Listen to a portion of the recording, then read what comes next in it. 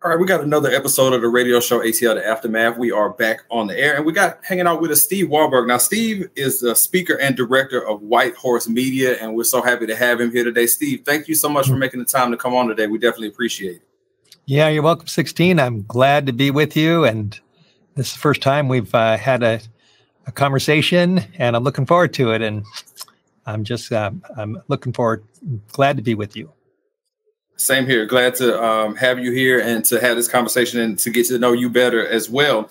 So let's start at the beginning here with how you were introduced to your faith. Like, was this something that was widely taught by your family? Was this something that you maybe got interested in on your own? Tell us about your early teachings of religion and how that started. Yeah, it started in 1959, April 5, when I came out of my mom in Los Angeles. My mother and father they're not alive anymore, but they were Jewish. We were a Jewish family. And then my brother came along, my sister. We grew up in North Hollywood, Studio City area, right over the hill from the Hollywood sign. But we were really a secular Jewish family. We never prayed that I can recall. We didn't go to synagogue. We didn't go to church. I never knew anything about, the animals going into the ark or Moses and the Ten Commandments. All that was totally foreign to me. So we celebrated Passover sometimes. We celebrated Hanukkah and then Christmas, which I was glad for that because I got some presents on Hanukkah and over Christmas too. So that was about all I knew. And so we ate Jewish food, but it was, like I said, just a cultural thing. So when I was 14 years old, I remember being on the back of a school bus, and somebody offered me a marijuana cigarette and said, "Hey, Steve, take a toke." So I didn't have any reason not to. My parents didn't say no to drugs, just say no to drugs. So I started smoking pot and got into harder drugs, cocaine and Quaaludes and LSD and different things. And that's what my friends did. So for 6 years, I just lived the life that was around me. My friends did that. We went to the concerts, the parties, different things. And so when I was about 20 years old, I started feeling a need for something else in my life because I was on a path that probably wouldn't have ended well if something hadn't have happened to turn my life around. And so when I was 20 years old, right around that time, I began to run into Christians in strange places who began to talk to me and tell me about the Bible and plant seeds in my mind. And this was a whole new world to me because I'd never heard anything like this. And so one day I picked up a Bible for the first time. Never read it before, and I started reading it. The first book I read was Ecclesiastes because it had a funny name. I looked at it in the table of contents. I saw Ecclesiastes. I thought, what in the world's that about? And it was all about Solomon, the king of ancient Israel, who had everything he could ever want, money, houses, lands, women, all the food. And yet he said, I'm empty. It's just, it's not satisfying. And it sort of reminded me of Mick Jagger when I used to listen to him a lot. And he used to sing the song, I Can't Get No Satisfaction. And you probably remember that song. And so I felt like that was me. And so I kept reading the Bible. It was very interesting to me. And then eventually somebody gave me a copy of a book on the life of Jesus, which I didn't know anything about Jesus, who was Jesus. And this book just took me right through his life. And part of the book near the end focused on one night when he was in a garden called the Garden of Gethsemane. And he was praying and suffering and agonizing whether he was going to bear the sins of the world. And that was a whole new revelation to me. And then not long after that, he was arrested, tried, beaten, whipped, and crucified on a cross outside Jerusalem. And those scenes just really, they cut my heart. They reached me. And then when I saw him die, and then he was resurrected from the dead, as I kept reading the book, and then he went to heaven, I felt this power speaking to me and urging me, give your life to God, give your life to God. So I was in Northridge. It was my third year of college. I was in a dormitory for the first time in my life, and I prayed, God, if you're up there, I believe you are up there, and if you want me, if you still, if you'll have me, forgive my sins and come into my life. And I tell you, at 16, I experienced a peace at that moment that I'd never known. And I remember thinking to myself, when I felt this peace enter my heart, my life, I thought, oh, this is better than drugs. This is better than marijuana, the highest quality sesamean from Hawaii. There's just nothing like this. I've never felt anything like this.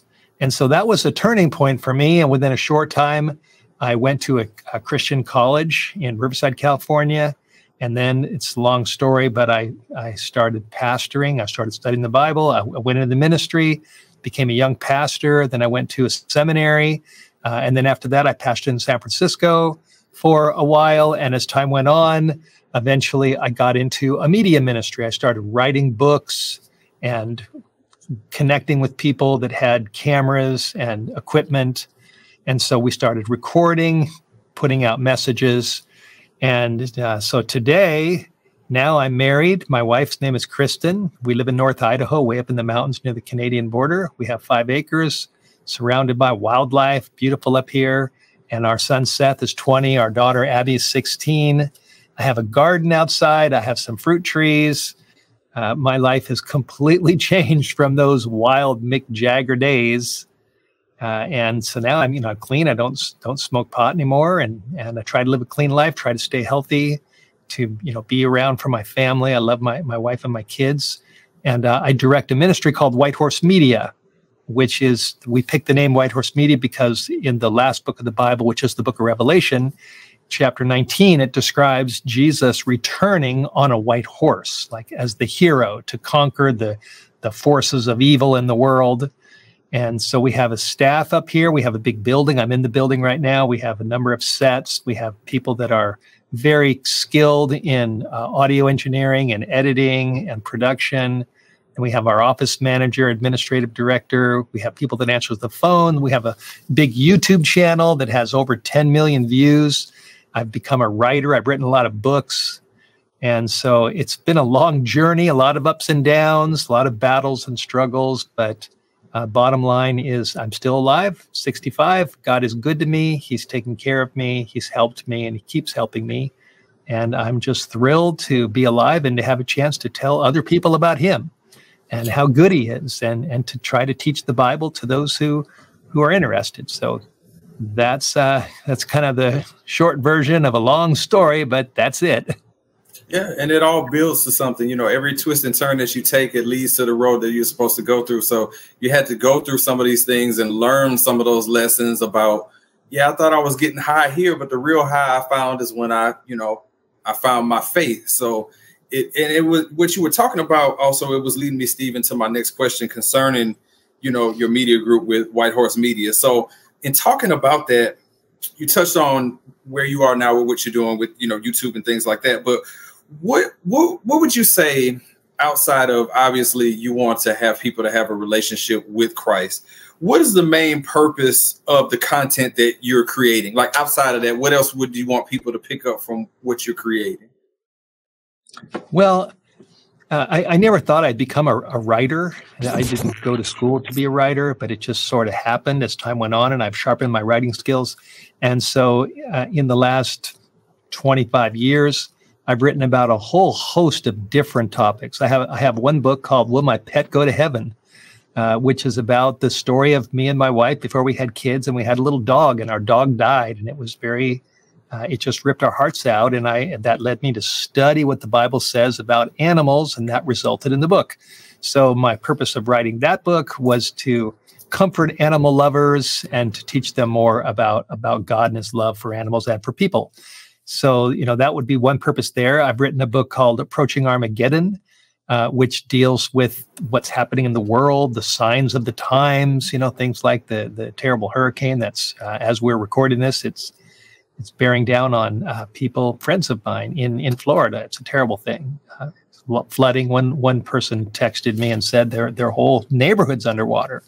So Approaching Armageddon is designed to help people to understand that the Bible's true, that we can trust it, and that what it says about things happening in the world right now are really happening. And that at the end, when it's all over, when the final day comes, God is going to win. Good is going to win. Love is going to win. He's going to get rid of evil, and love will reign forever. And we can be part of that. So every book that I've written has a different focus depending upon what I'm writing about. Our videos that we do at the office are on a whole host of different topics, but they're all basically Bible related. And our ultimate goal is to help people to find God and his love, and to have hope in this life in the midst of trials. I went through a period in the past of depression, and that was a result of I had a hard time sleeping for a while. All of a sudden, I just couldn't sleep at night, and that resulted in a spiral of just chaos for me. But the Lord brought me through that, and so then I wrote a book about, it's called Help for the Hopeless, for people that are depressed, and to give them encouragement that if you're on the edge, God brought me through and he can bring you through. So I don't know if that answers your question. Like I said, everything that we do, we try to bring people to God and to help them to know that he cares for them. He loves them. He's got a plan for their lives. They can have hope. And we have a lot of different facets of that, depending upon what we're talking about. Well, yeah, it definitely did answer it, because obviously, if you're a Christian-based organization, the first is to help people find a relationship with Christ. But the other part of it is that I get the feeling that it's also meant to be positive, something uplifting for someone, where if they're struggling with something, that they get something positive out of it. So yes, in fact, Steve, you did answer exactly what I was asking with that by what you said, which is you are looking to breed positivity to people, and the world needs things like that. For sure. We ultimately, 16, we want to help people.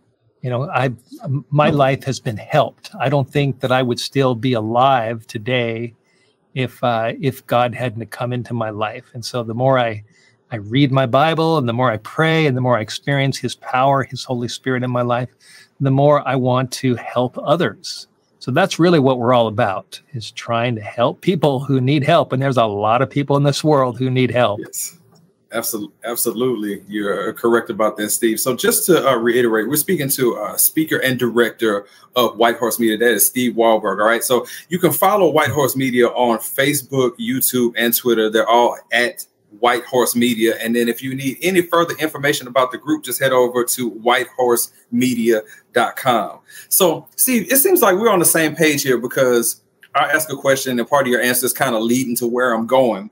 So let's talk about current day when it comes to, you mentioned Bible prophecy and things that are happening nowadays. What are some of the things that you could say we've been warned about that you see manifesting itself today? Yeah, great question. And I think I mentioned this book, Approaching Armageddon. This book, I call this sometimes Prophecy 101. And maybe let me just back up a little bit. What got me interested in prophecy was when I first realized from reading the Bible that Jesus was real, and that he fulfilled Old Testament prophecies in his life. He was born in Bethlehem. He grew up in Nazareth. He was betrayed by a friend for 30 pieces of silver. Things that were predicted hundreds of years before they happened, he fulfilled them. And then he died and he rose from the dead.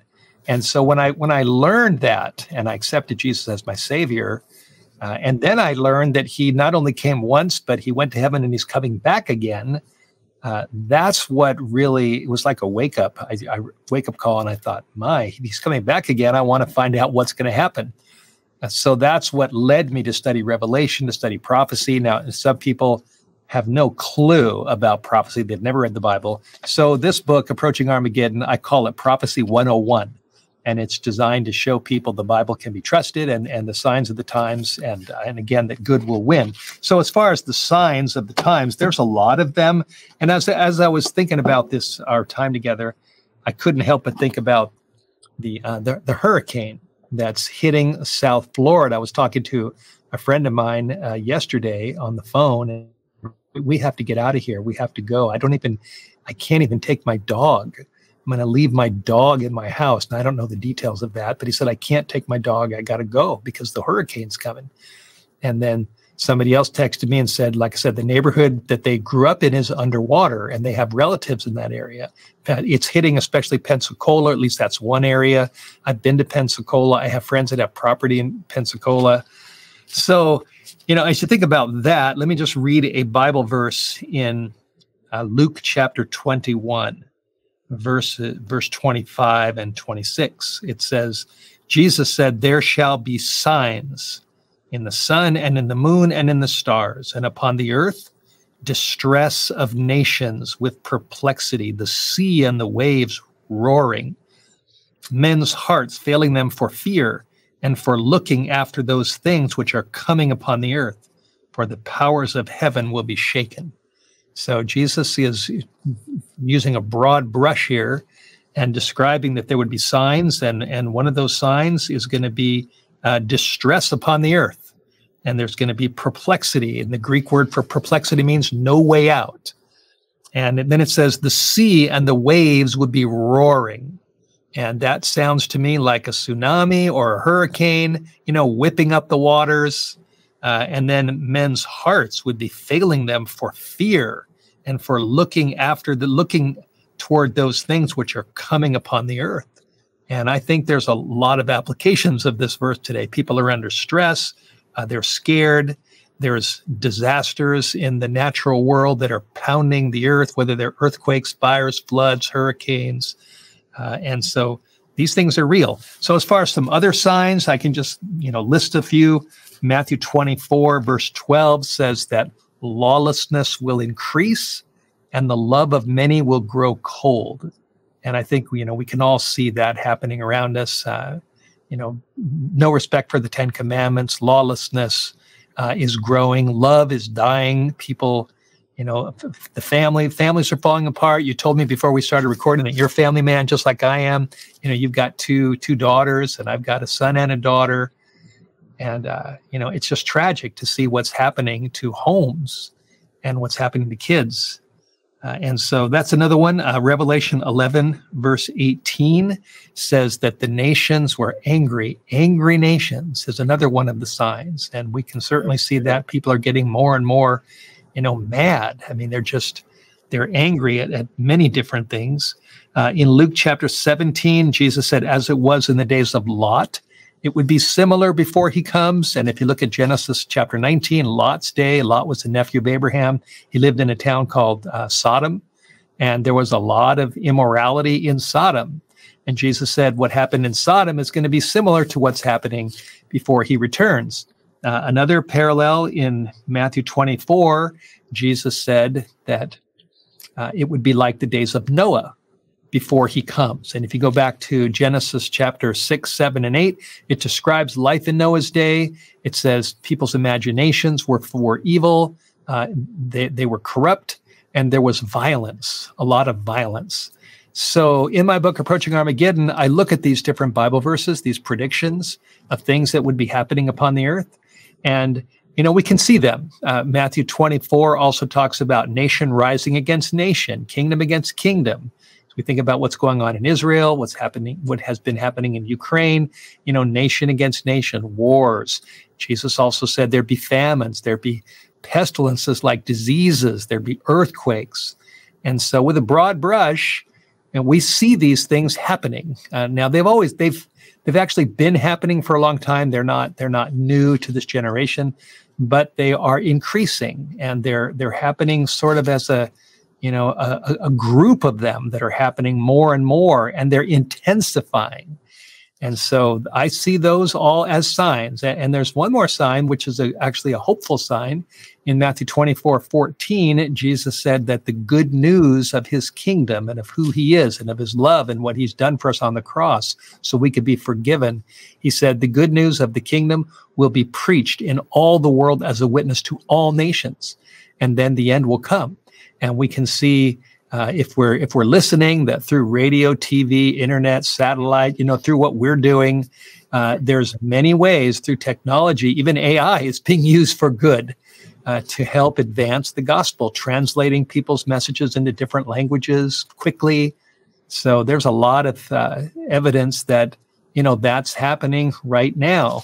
And there's one more verse I just thought of in Daniel 12, verse 4. It says, in the time of the end, knowledge will increase. And in the last 100 years, we've seen an exponential increase of knowledge upon the earth. If you go back just a couple hundred years, nobody had ever seen a car or an airplane.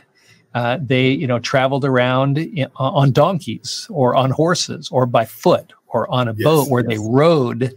The whole idea, I do quite a bit of traveling, and I can get on a plane in Spokane, and in a few hours, I'm in Washington, D.C.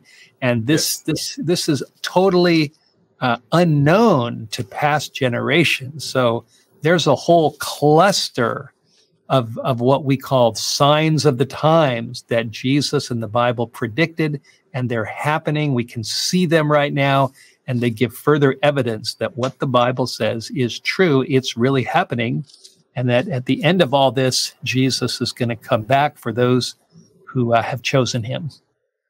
Well, I would say, Steve, thank you for the information. You are like an encyclopedia. You knew right off the top of your head where that was going, and that was very impressive the way you were able to quote those. And then for a few of those, you didn't even look down. You already knew based on your knowledge. Some of them I did. Maybe you didn't catch me. I did look down a little bit. I do have a page here of some of those signs, but some of them were just in my head. And I think it's a gift God has given me.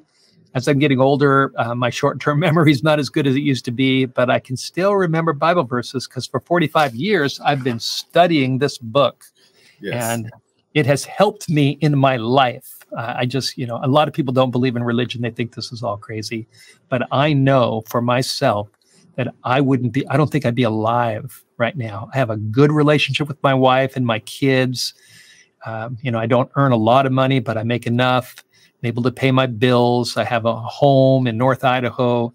I'm relatively healthy. And I know in my heart that this would not have happened if it wasn't for God coming into my life and helping me and forgiving me and giving me hope of a better future. Yeah. And, in this, especially in what you're dealing with as far as, doing what your calling is, it doesn't matter if you're the most stylish or the richest person or any of those traits. I learned this from experience too, that if God sees something in you or has something inside of you, it doesn't matter what background you come from or anything. Yep. You can use that talent that you were given to make your mark. So, again, you pat on the back for doing the things that you're doing here, Steve. And again, it's like what you're talking about and the answer, it just keeps leading me back into the next thing that I was getting into, where you were saying about with some people, religion, it's not really their thing. So how do you deal with people who might dismiss what's written as like rhetoric and kind of scoff at what you're saying? Like Steve, I hear what you're saying, but like, I don't know about that. How do you deal with that? Yeah, I used to be in that place. I used to, when people first came up to me and told me about the Bible. I remember one girl, I met her at a club, a disco on Sunset Boulevard. It was called the Starwood. And I met this girl. We went out to a Denny's restaurant at about 4 a.m. And she started telling me about the Bible out of the blue. And I was pretty, kind of skeptical about that. I'd never heard that. But then after a few of these encounters, other people, one guy I met at the beach started talking to me about the Bible. And so another man I met down in LA, and he invited me to his church one day, and I'd never been to a Christian church.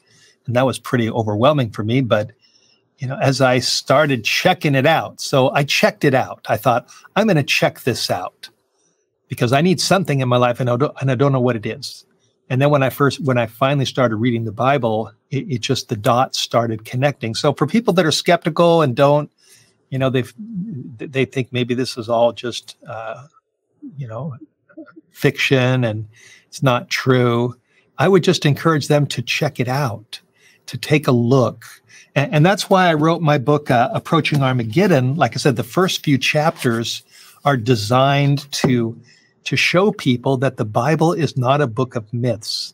The Bible is real. The Bible talks about real things, real people, real places, real events. And it also, some people say, if I can remember the saying, that some people don't read the Bible because they don't think it's relevant. But if they're willing to read it, they'll find out that the Bible reads them, that it actually reveals things about them that maybe they didn't even know about. But they're true about what's happening inside of our hearts and the way we think and our temptations. It's just straight down the line. So, and then there's the whole issue of prophecy too. Like the prophecies in the Old Testament, the Bible is divided into the Old Testament and the New Testament, and the Old Testament is before Jesus, and the New Testament is Jesus and beyond. And there are lots of verses in the Old Testament that describe what the Messiah was going to do when he came. You know, Micah chapter, I think it's chapter 5. I'm skipping it right now, but I think it's Micah 5:4. It says, "But you, O Bethlehem, though you are little among the cities of Judah, out of you shall come forth him who is to be the ruler of Israel, whose goings forth have been from of old, from everlasting." And that was written about 700 years before Jesus was born. And sure enough, he was born in Bethlehem. So there's all these prophecies that were fulfilled in Jesus' life. One of my chapters in Approaching Armageddon is called The Prophecy Man, and it builds a case that there were predictions that were fulfilled, dozens of them, even more than dozens of them in the life of Jesus. So I think if a person's really willing to take an honest look at those things, they're very compelling that this really did happen. And now here today, we're 2,000 years after Christ. And to me, it's quite significant that his religion is the biggest religion in the world. Islam is second, but Christianity is number one. Jesus has, so many followers. He's had them all throughout history because people just sense there's something about this man that's different than anybody else. And I've done studies about the resurrection, that there's overwhelming evidence that he really did rise from the dead. And Christianity spread rapidly in the Roman world. By the time the first 300 years of this, of the last 2,000 years came, Christianity overtook the other religions and became at least the dominant religion. There were still others, but it was number one. And Jesus made a statement in Matthew 24, as I mentioned this in verse 14, where he said, "This good news of the kingdom will be preached in all the world as a witness to all the nations, and then the end will come." And he said that 2,000 years ago. And what's the likelihood that 2,000 years later, Christianity would be the number one religion in the world? And he also said, "Heaven and earth will pass away, but my words will not pass away." So for those that are skeptical or are not sure, I would just encourage them to check it out with an open mind. Give it a try. Read the Bible, read the New Testament, look at the life of Jesus, listen to what he said, and see if he draws you like he drew me. You make a compelling case on that one for someone who might be kind of afraid to dip their toe in. It was something as simple as you just saying, just check it out, just take a look. It's like window shopping. Just browse. So right. It's a good way of looking at that, Steve. So I got a couple of more here for you, Steve, and then we got a little, I guess, game that we do with our guests here to kind of loosen things up a little bit and everything, even though we're having a great conversation. So what's the biggest thing that you like people, like whether you're a believer or a non-believer, that you want, like we mentioned about the takeaways and things like that, but just something that you would want someone to just always have with them? Like they go to your website, okay, they go to White Horse Media, and they're just, like you said, they're checking it out. They're just kind of browsing. What do you want someone to take away from that to carry along with them with the message that you're bringing here? Yeah, the takeaway is that there's a big picture that most people don't see. It's kind of, just to use an analogy, the Matrix, the movie The Matrix.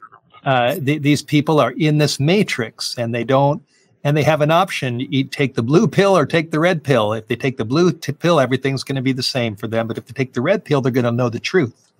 And I believe that, there's just a parallel to that there's a big picture. Most people don't really understand why we're here, where we're going, what's going on, what's the battle between good and evil. And the Bible lifts the veil. It gives us the red pill. It teaches us the truth that we're here for a reason. We're in a cosmic conflict between good and evil, between God and Satan, who was an angel that went bad. And we're living in the closing hours of history, and everything is pointing us to the return of Jesus, where he's going to come back and he's going to get rid of evil, and his kingdom of love will be established forever, just like it was originally in the Garden of Eden before sin came. And that's the big picture. And ultimately, the God who made the world is so amazing that he was willing to become a human and to sacrifice his life on a cross for the sins of the world. And there's no other religion that teaches anything like that, because he loves us. He paid the price for our sins. He rose from the dead. Now he can forgive us and give us strength to live a good life, an honorable life. And that's how we prepare for his return.